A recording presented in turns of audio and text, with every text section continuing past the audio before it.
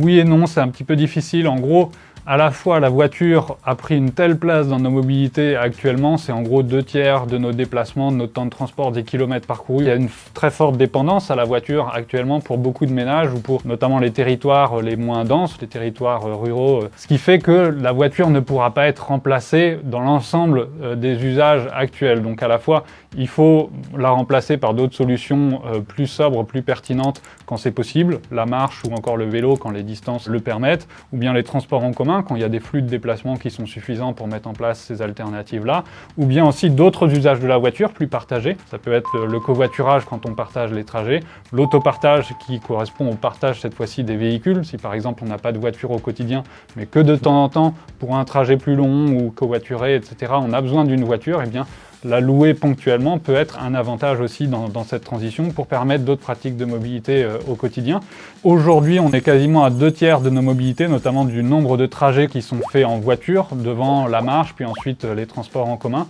Et dans les scénarios dans lesquels il y a le plus de sobriété, donc d'usage de la marche, du vélo, des transports en commun qui vont davantage se développer, ce qui pourrait être prévu, c'est d'aller vers une sorte d'inversion entre la place de la voiture actuelle et des modes alternatifs. C'est-à-dire qu'on aurait plutôt la voiture qui représenterait de l'ordre d'1/3 des trajets, et puis désormais les 2/3 seraient sur les modes alternatifs tels que la marche, le vélo ou les transports en commun. Ce qui veut dire que là, la place de la voiture n'est plus majoritaire, elle ne représente plus de la moitié des déplacements, mais malgré tout, elle reste quand même un mode de transport très fortement utilisé, si elle représente 1/3 des déplacements, mais ce n'est plus autant en tout cas que les 2/3 des déplacements qu'on peut avoir actuellement.